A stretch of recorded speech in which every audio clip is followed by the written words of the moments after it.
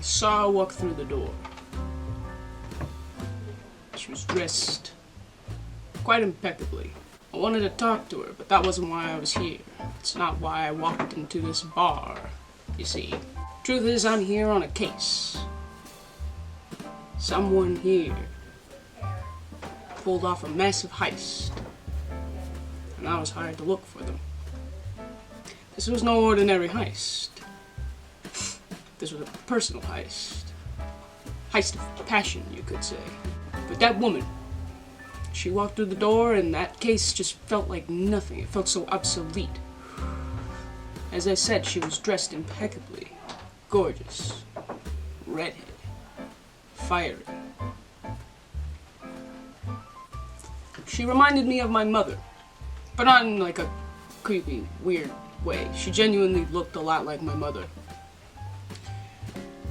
Sort of frightening at first. I thought I was a time traveler. Stuck in a vortex. Have I been zapped back in time to meet my mother, to ask her why? Why did you have to marry Jerry Ross? Thankfully, I wasn't thrust back in time. This was just a very beautiful woman who happened to look somewhat like my mother. But by God, she had secrets. You could tell, just by looking at her. She had secrets. How do I know? Well, I'm a PI, I can see those things. My attention was on this woman. It was like true love. They do say love sometimes happens at first sight. I didn't believe in that at first, until she walked through the door.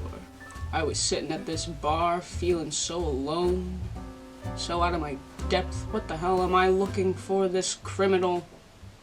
For a heist that's personal? What the fuck does that even mean? I barely had any leads. I didn't want to tell my client the truth, or else he'd probably chop my head off. Oh, I wanted to defect from being a PI so much. That's what looking at this woman did to me. It made me want to defect from being a PI. And when being a PI is all you know, that's saying something. There's a whole ashtray over here and I'm not even using it. That's how kerfuffled I am by this woman. She was that gorgeous. I asked myself, Charles, what are you doing with your life? Go up to her. Say hi. Tell her that you love her. Tell her that she's the most beautiful creature on two legs that you've ever seen.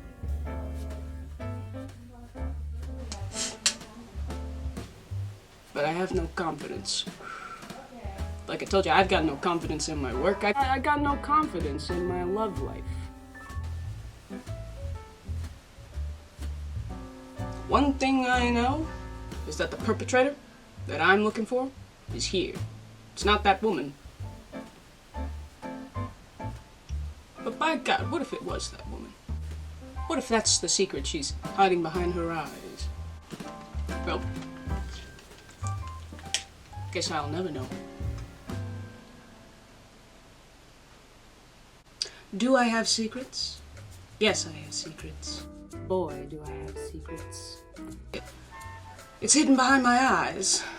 Anybody could see it. I've tried to do something about it since I was a girl. People will always tell me, you know, Deliliah, we can see all of your secrets. We can see you have secrets. It's in your eyes. I thought to myself, oh, must do something about that. For I have very dark secrets to hide. Wouldn't want anybody knowing them. Wouldn't want anybody knowing that I have them just by looking at my eyes. But it never went away. No, it just got worse. I ran away. I ran away from Harold. It was terrible to me.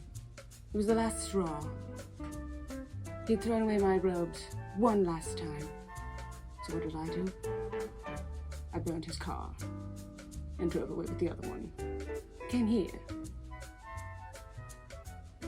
Stumbled upon this place, but it was different. And I needed different. I wondered if I could mingle. I wondered, can I get away with not being Tallulah anymore?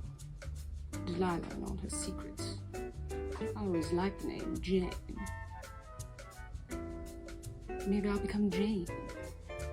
Restart anew as Jane. I'm losing hair. I'm so stressed. I don't know who to be now. Jane or Delilah. Married to Harold or not married to anyone at all. This calls for a cigarette. Now I'm placed into a dilemma. Become Jane, forget my old life, forget Harold and all of his money. Or become Jane. Find a new personality that fits me better. If I become Jane, what will Jane do? Who could Jane be? I guess Jane could be a farmer. A farmer's daughter. Who had big city dreams. Maybe Jane doesn't have a British accent. Maybe Jane sounds like this. Maybe Jane would say, "Good Lord, put out that dirty cigarette. Don't you know that's bad for you? Don't you know that's horrible for your body?" I do like this Jane. She seems sweet and genuine and kind. Has no secrets. She can tell them all. That's how good she is.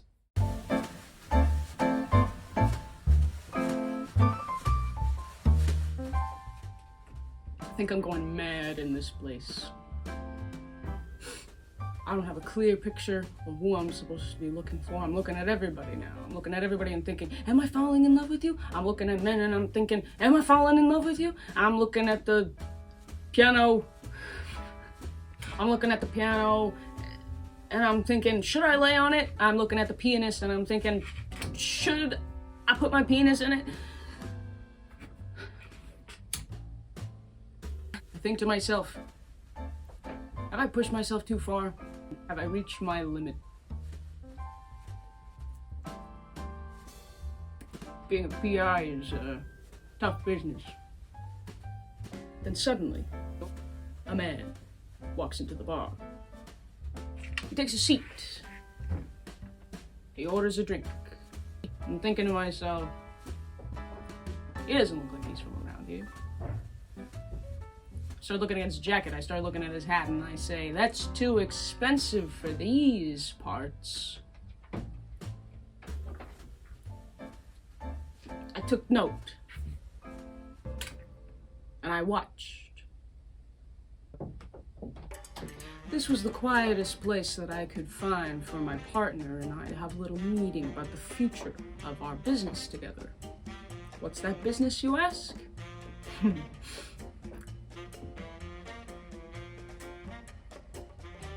As I start speaking, I notice this very nervous, sweaty man from the bar watching me.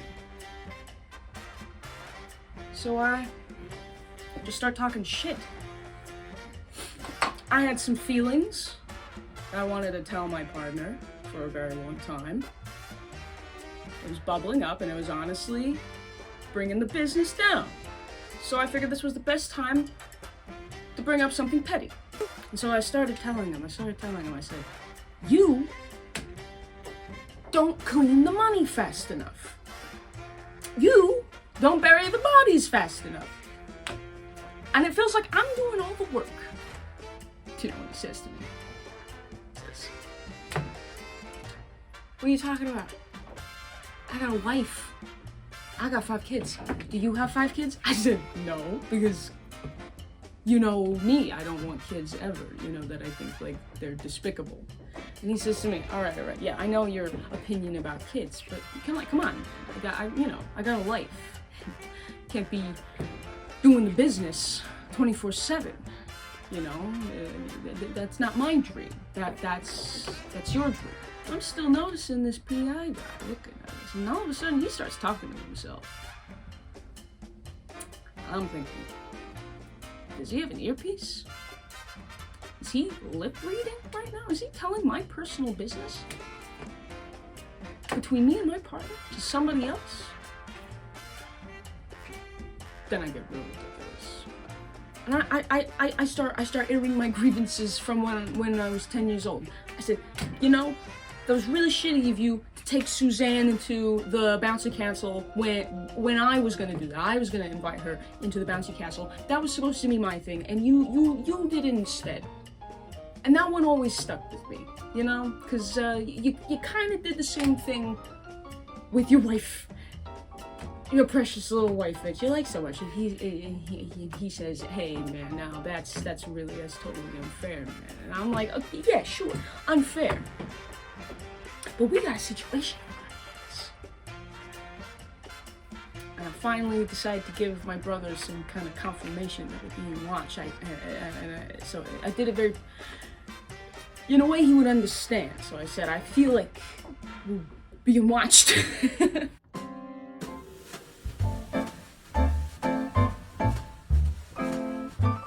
Starting to get hot in here. I feel like I'm going mad. I feel like I shouldn't be doing this work. I feel like I'm wasting my time. I feel like perhaps my client is fucking with me and is sending me on this errand to this mystic fucking bar in the middle of nowhere. I feel like I can't get out of this place. The drinks are too good. Oh! What's happening here? This cigarette is not working. Okay, at this point, I'm starting to worry. If it wasn't the guy in the fancy suit, who the fuck is it? What the fuck did they steal? I collect my bearings. Sort of. Another woman walks through the door. Could she be the one with the secrets? Could she be the thief? She was stoic, gorgeous, godly even. Could she be the one? Could she be the one that I've been looking for this whole time? Not for the case, but love. Could she be the one that I love? I take in her every detail. The long flowing hair. The draping scarf. And then I thought to myself, could she be involved? It seemed like she was running from something. From what, I do not know. But what I could tell you is that she was gorgeous. I thought I was falling in love with her. And I hope that she is far away from whatever she's running from. I was running, not far, but I had to leave. The small town life wasn't for me. I belong in the city. That's where I think I belong. On the stage, a star in the city. So that's where I'm going. But I had to stop here. I wanted a drink.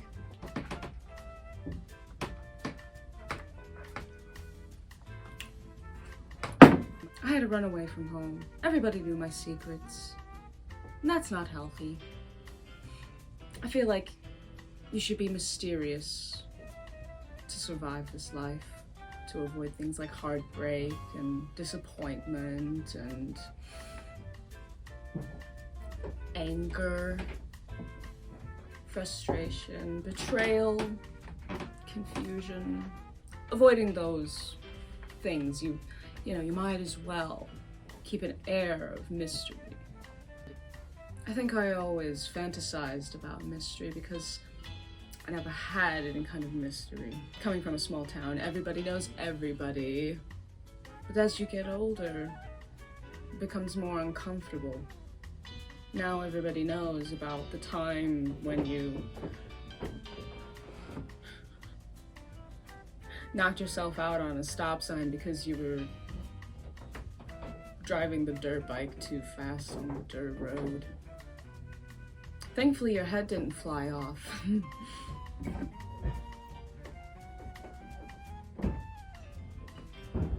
That's what they would tell me. Thankfully, your head didn't fly off, Jane. It's the best part of you. And I always thought, how cruel. What about my soul? That's why I ran away. They were vile people. Too close for comfort. And then I looked around and I saw a guy with a very nice suit and I thought, he's cute. Maybe he can whisk me away into a world of comfort and security and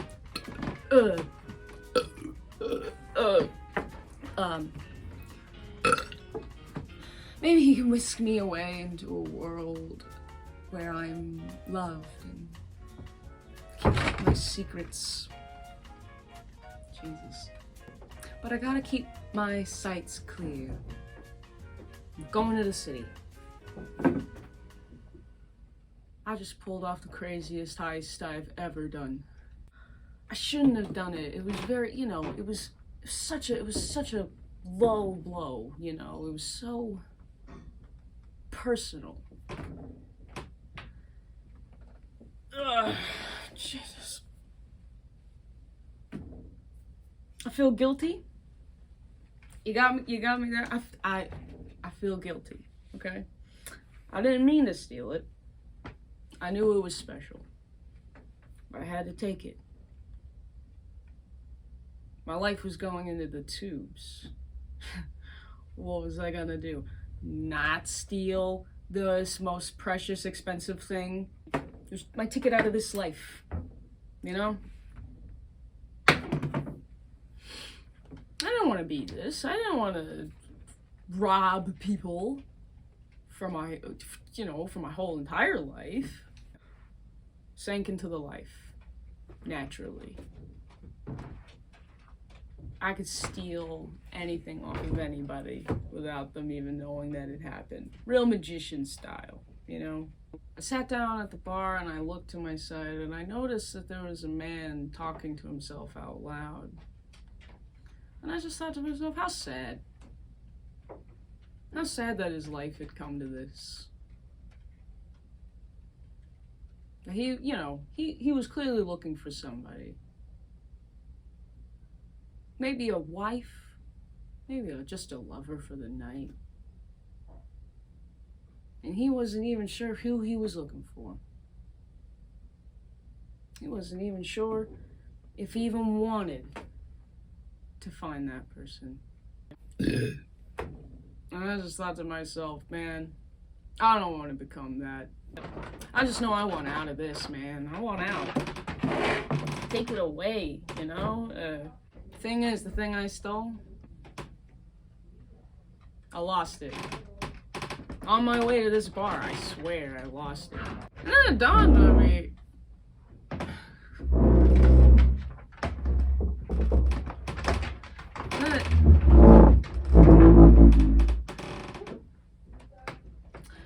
And then it dawned on me that a lot of people were talking to themselves around here. Including me, and that's when I really thought, oh, take these both away from me. If I'm talking to myself like everybody else in this bar, I shouldn't have a gun or a drink. I mean, for real. Ugh.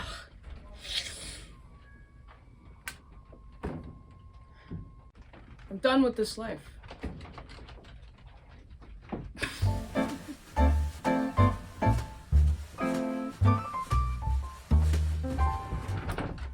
That man in the mask was right. I had to get out of this life. I had to stop doing this. I quit. I quit. Right here, right now, I quit. I don't want to be a PI no more. Well, now what will I be? What will I become? Perhaps James. Who is James? Perhaps James is, an explorer. Yeah. Perhaps James doesn't care about letting down his clients, because he's a wild man. He lives free and in the moment. He's loose. He's a easygoing guy. Maybe James. Maybe James.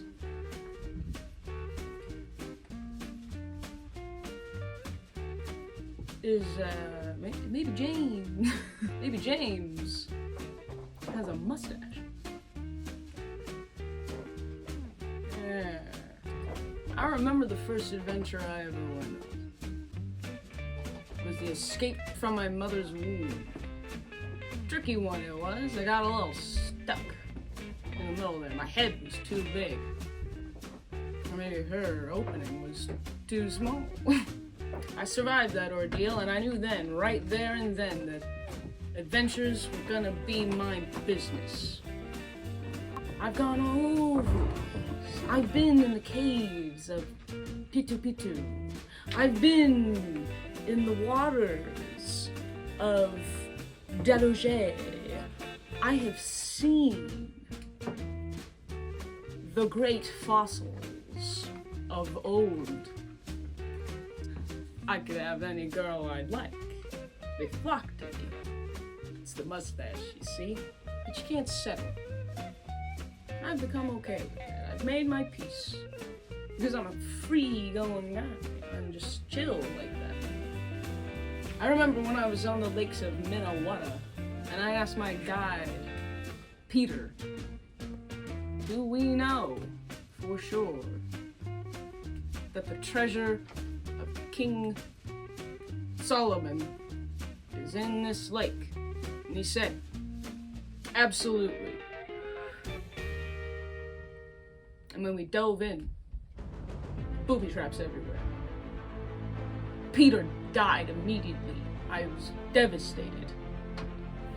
He was a good kid. He could have become a really good explorer. Didn't find him. Then, a stroke of genius that only an explorer mind could have, could unfold, could infer. I said, what if it's deeper? What if it's deeper in the lake? And the secondary guide, Steven, said, that's fucking possible, mate. We all made it to the bottom of this lake, and we found the jewel of truth. The jewel of truth, they say, was a myth. Even my own father, the great explorer, Damon, my own father, the explorer, Damon Princely, even he said, no, son, the gem of truth is a lie. If I'll prove you wrong, father, I will prove you wrong, because that's what sons do. They prove their fathers wrong. I've proved him wrong in many other ways. They all thought I was gonna get married. Turns out I'm a queer. Queers don't get married. Not in this time, they don't. Whatever this time is. Indiana Jones time. 30s, 40s perhaps, 30s, 40s. You catch my drift. You catch my words. I stuck with this for a very long time, and I don't want to leave it. I never want to leave it. I never want to stop being an explorer. I started noticing all the people around me, that they're watching me. They're really looking at me. It might be because I'm talking to myself out loud.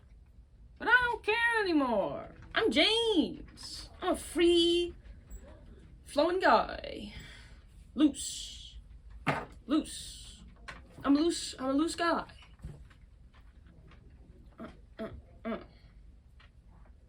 I do the adventures. I just wonder, who's in charge of all of this? Who controls this bar? Everybody's talking to themselves.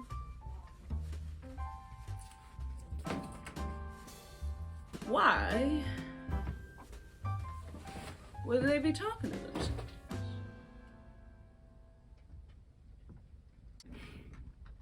I started this bar back in, I don't know, 1937. It was my father's idea, and my mother's idea, and my brother's idea, so I ran with it.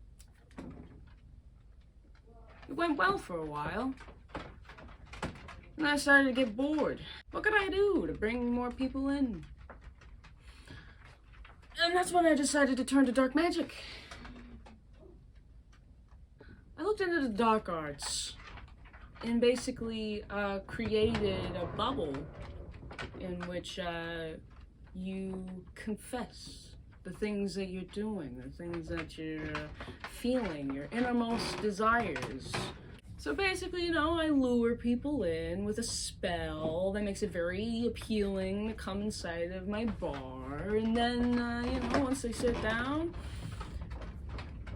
they just let it loose, baby. The only downside, though, is that now I'm revealing all of my innermost truths, and everybody's kind of looking at each other, knowing that this isn't normal at all. You know, you do what you gotta do in this economy to stay afloat. I've resorted to the dark arts to manipulate people's minds, including my own. It's just what you gotta do to survive in this economy. I mean, boy, the economy. Should I really be talking about the economy when my tie looks like this? Father would disapprove. He always said a good bartender has a well-tied tie, he said. And you know, me being young, I thought, I'm not a clean tie kind of guy, Dad. And he said, son, you'll come to realize that you are a clean tie guy. Maybe not now, maybe after I'm dead. Look, he's dead and I'm still not a clean tie guy. What do you think about that, Dad?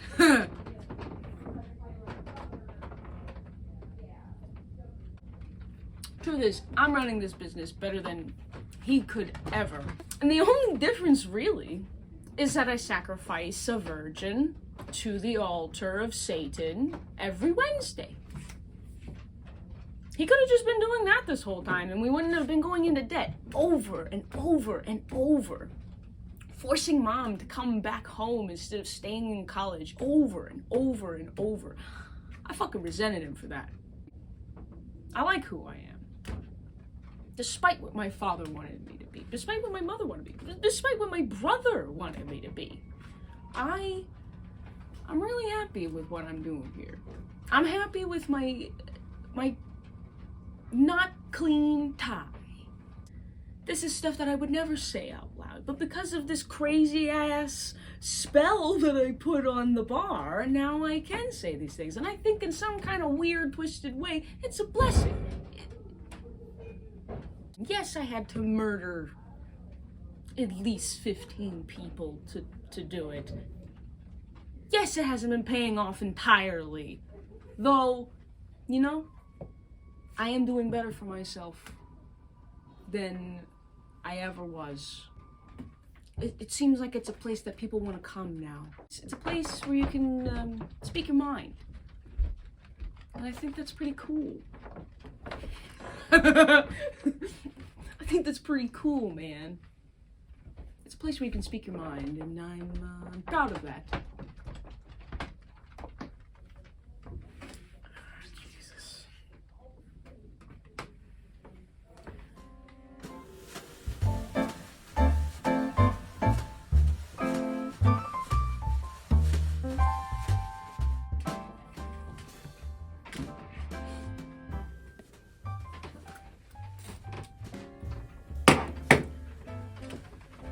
Am I a mess? Sure, I'm a mess. I just had a full-blown identity crisis in a public space. I don't know how to feel. I'm done, though. I am done. I'm done with being a PI. I can't do it no more. It's overwhelming. I'm not even sure I'm even that good at it. Truth be told, I'm getting quite tired. Feels like my mind has been racing. It's time for me to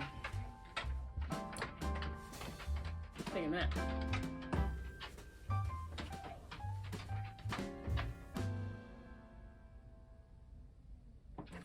Agent Delirious at your service.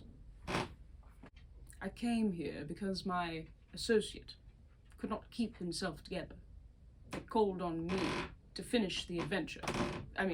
To finish the case. It is within my understanding that the perpetrator of this crime is nearby, but the item that he has stolen is not. No, we recovered that. Down the way, in a creek, about a mile out from here. Followed the tracks to this little bar here.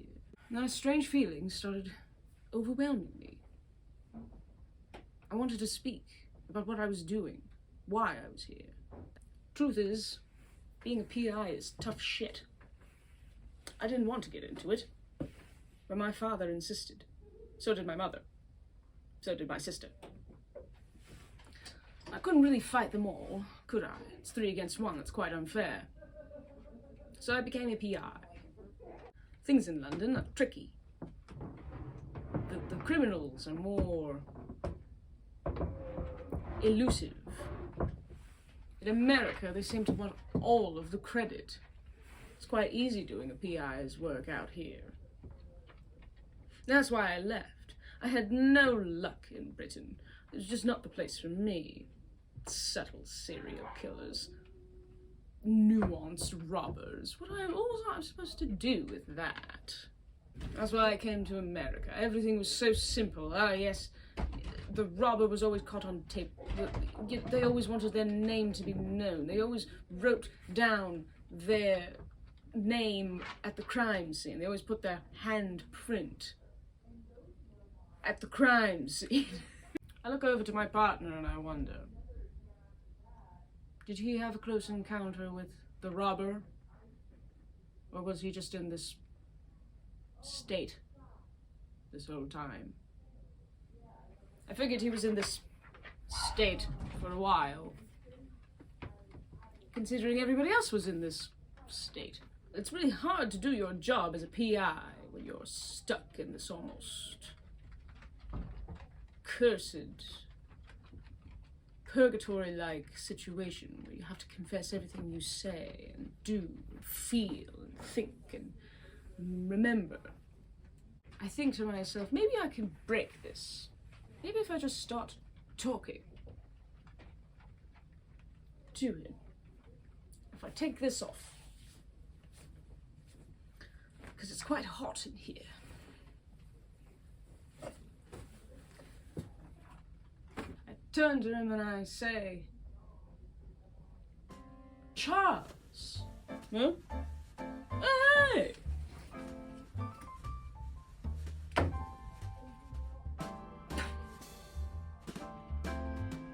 You! Yes, are you feeling well? You're talking to yourself. I think we're all talking to ourselves, so I figured talking to someone else might break the spell. Yeah, you know, I was talking to myself quite a bit there. I was wondering, where the hell have you been this whole time? You know, I've been struggling real hard with this case. Don't worry, don't worry. It's all settled. Oh yeah? Yes, the item has been restored and given back to the respective owner. Oh, well, that's good. That's good. That means I don't have to work anymore. That means case closed. Yes, case closed.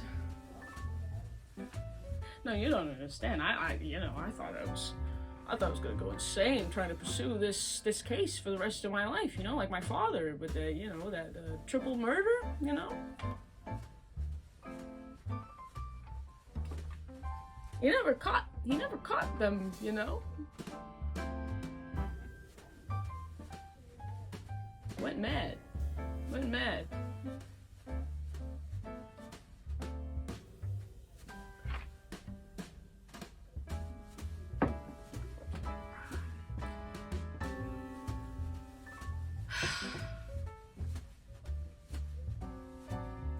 I could tell things were awkward between us. We hadn't seen each other since Panama. And let me tell you, Panama wasn't easy. No, it's not that Panama wasn't easy. It was that you couldn't do your job correctly. As you always do. You never cease to fail in doing your job incorrectly. He was starting to get bitter. He was getting a little jealous, I would say. I know how to do my job. I've been doing this for years. This was my father's work. It was my father's work too. You have to understand, this man rode off with the jeepney, with all the people in it. They were trying to go to a completely different destination. We were supposed to take the Land Rover. He drove off. God knows where. We recovered him in the same exact spot where he drove off. God knows how that happened. Look, I think you're being a little bit unfair. There was a situation all the way across the desert that I had to go situate so the building wouldn't explode. They set up a booby trap miles and miles away. They set up a booby trap miles and miles away. Yes. And I don't regret what I did either. I saved those citizens from a grueling day of work. Instead, they came with me to go save the day, to help defuse a bomb that was connected miles away. It was connected miles away from the site. The thing is that can only be the work of a criminal mastermind. Somebody who thinks about the distance between where the explosion is but where the detonator is. That's some serious thinking. You don't want the detonator being too close to the explosion, or else people like me are gonna know about it. So you're arguing that you saved my life by driving miles and miles away from where the action was happening. There was no explosion, mind you. There was no evidence of a bomb. There just wasn't any. There was. And we have gone over this before, could prove it if only the detonator, there was no explosive device. If I didn't lose the detonator set up to explode, then I could surely prove that there was an explosive rigged to the building. How could I defuse it? I had to drive miles away to go find the detonator. Truth is, I did the job, pulled it off pretty much all by myself, reaped all the benefits, and called it a day. I called up a couple lady friends, a couple guy friends, had an orgy, and we had a grand time. You had an orgy without me? Yes, because you are disgusting.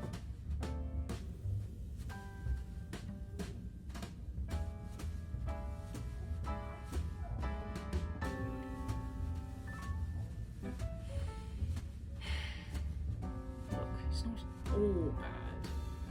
He's not a terrible PI, he's just a lazy one. Kind of like my father.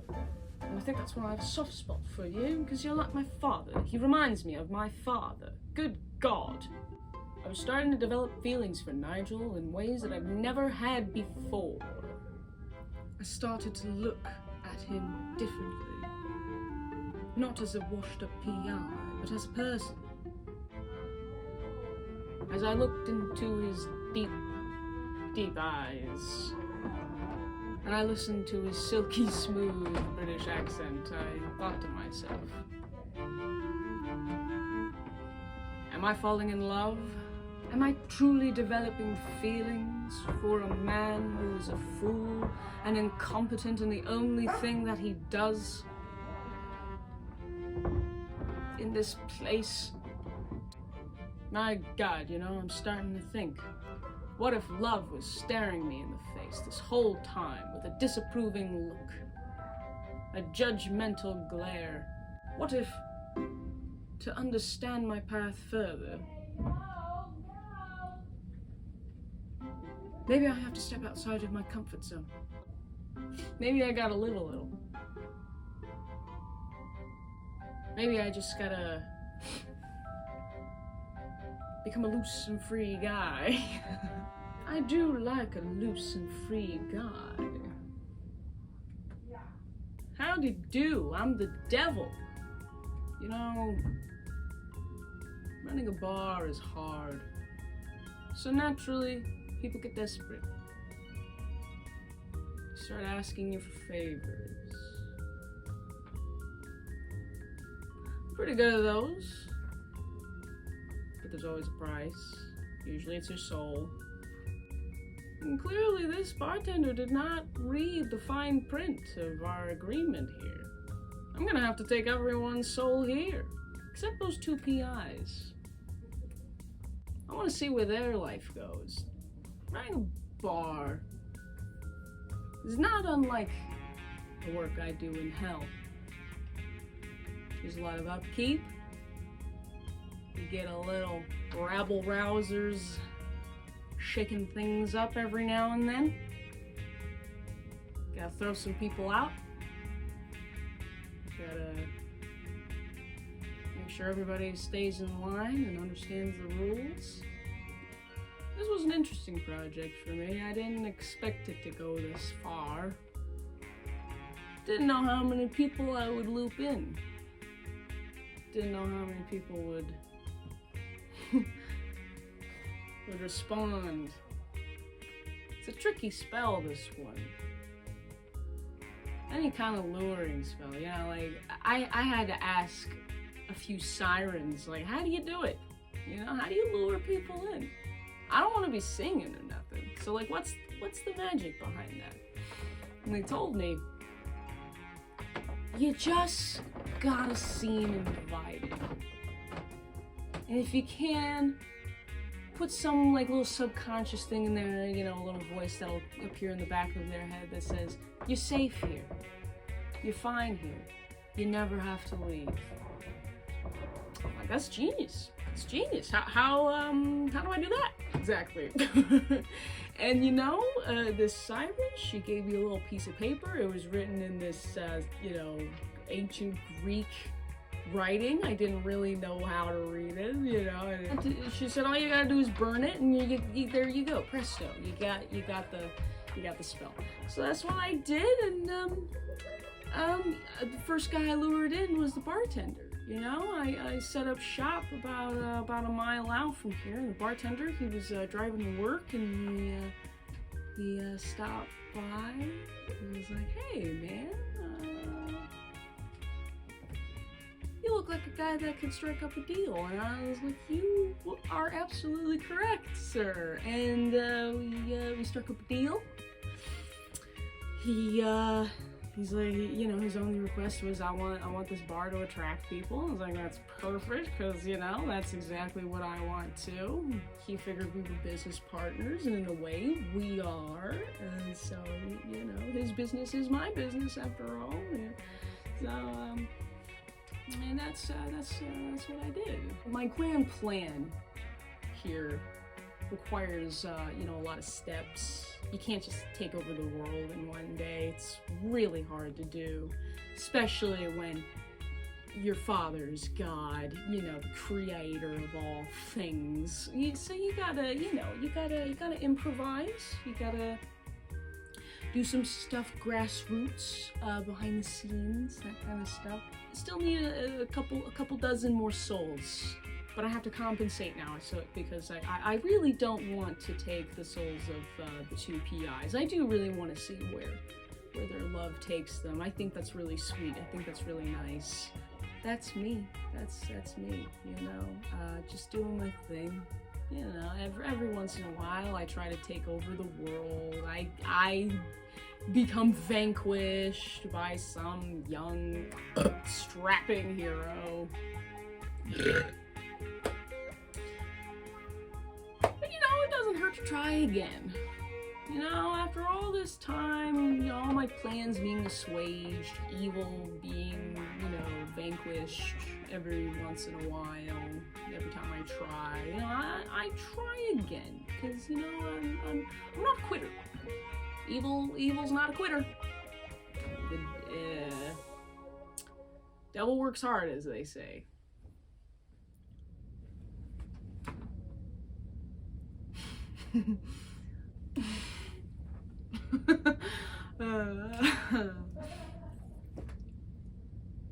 We just had the most wild sex. Yeah, we did. And by God, I tell you, I've never been more alive in my life. I've never felt more in tune with myself. Felt like my brain and my heart and all of my organs, it felt like they were working in perfect time, in perfect harmony, you could say. He really is too sweet. I love you. I love you too. Yes.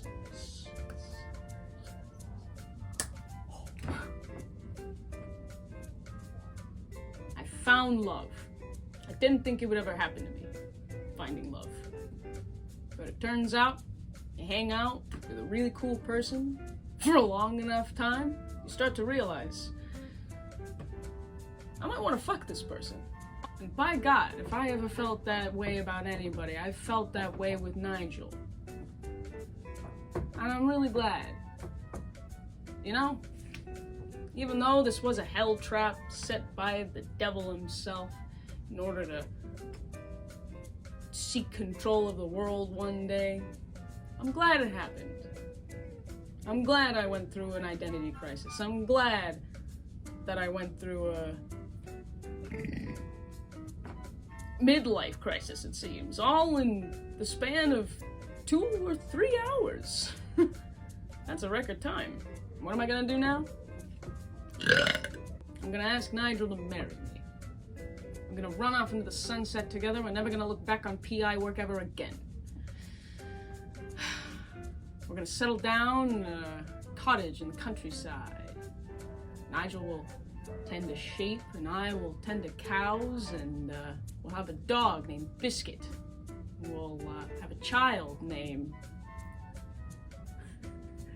Christina. And Christina will be the belle of the ball. People will love her in her school, you know? She'll be a star. And everybody will look to her parents and say, that Nigel and that Charles, they did a real good job. They must be a really good couple. They must really love each other to have such a wonderful child, such as Christina. That's what we're gonna do. Aren't we, Nigel? No, we're going to fuck for a very long time, probably for an extended amount of time, to the point where my mother is going to be calling me and asking me, have you settled down yet? Have you finally found the one, my dear? Oh, it would be so nice if we could have them go over for some tea. Bring them over for some tea, will ya? Once my mother starts asking if my sexual partners can come over for tea, that means I've gone too far. But I think I could go too far with this lad. He's quite alright. Quite fantastic in the sack, I will say.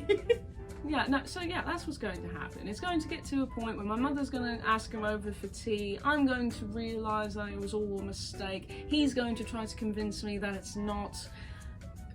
We'll part ways. I don't know. I'm probably going to stay being a PI, you know. It's what my mother wanted. It's what my father wanted. It's what my siblings wanted. It's what, you know, it's what the mailman wanted. Guess I'm gonna stay that way, don't I? Can't have him convincing me out of that life to live in a cottage and have a daughter named Christine. Oh my God, that sounds far too lovely and something I'd actually want. Can't do what I want, can I? I've made my peace with this world. Whether Nigel wants to come with me to the cottage out in the mountains and have Christine and have those cows and those sheep to tend to, that's up to him. Whether we go over to his mother's place to have tea and he dumps me, that's up to him. I've settled my score with this life. I've had a brush with the devil.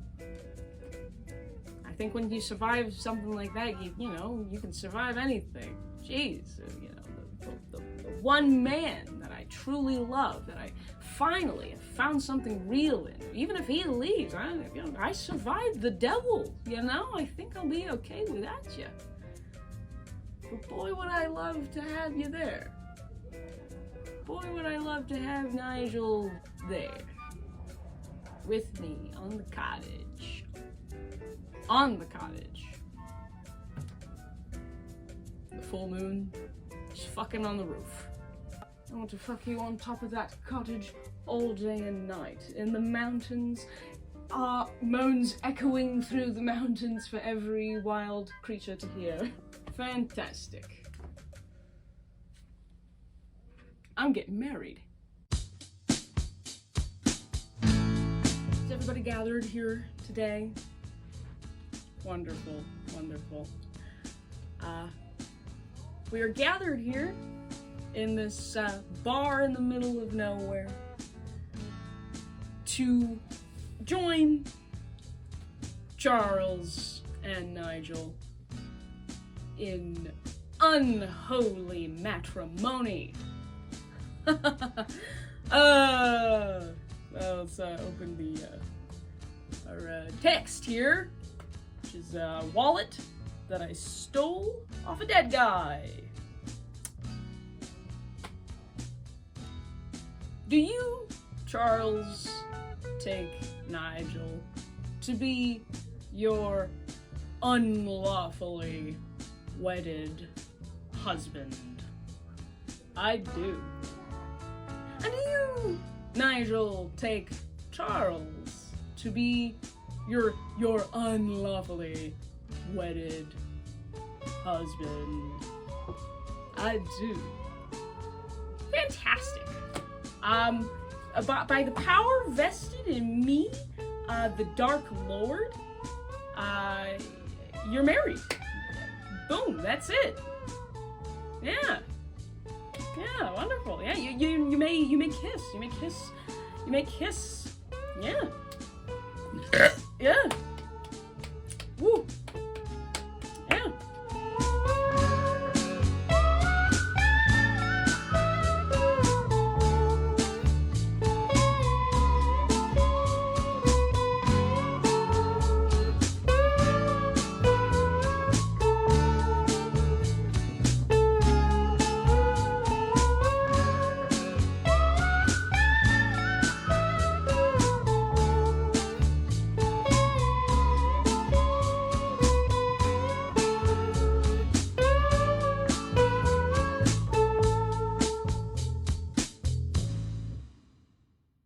And that's how I found love.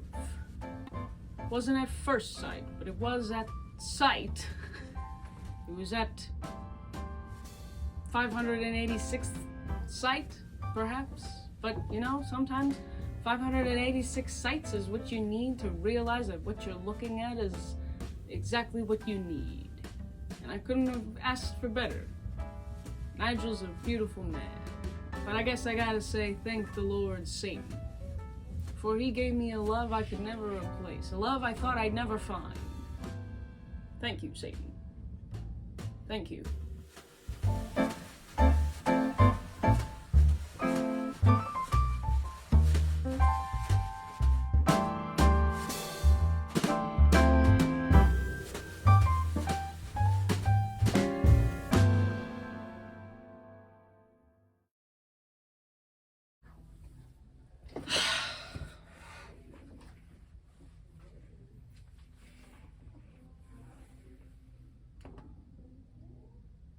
I feel like I've gone mad.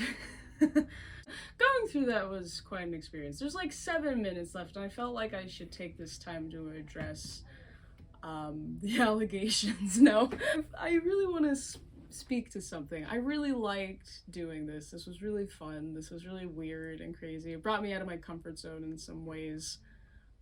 But it also, like, it rekindled a certain comfort in performance and in art making that I don't give myself credit for having. Even like what I just did with all the costume changes and trying to follow my own improvised narrative, like I didn't, you know, that's something that on a day-to-day basis I don't give myself the credit, like, yeah, you can do that.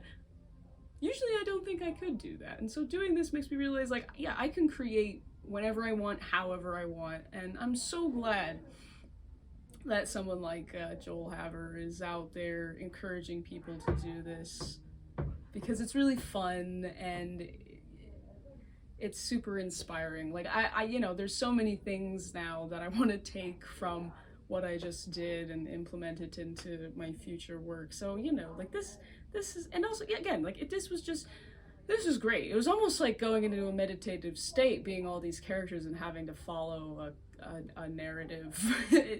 You know, I know it didn't have to be cohesive, but I tried to make it as cohesive as possible. So I'm, you know, I'm really happy with what I did. I can't wait to start editing it. Woo!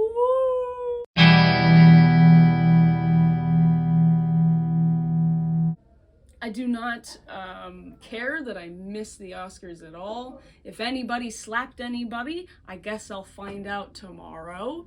I'd like to thank my sibling for letting me use their camera and use up their card. I'd like to thank weed for inspiring me throughout this process. I'd like to thank water and juice for keeping me hydrated while I chat my head off. I'd like to thank my clothing addiction for all the costumes that I was able to conjure up today. I'd like to thank you.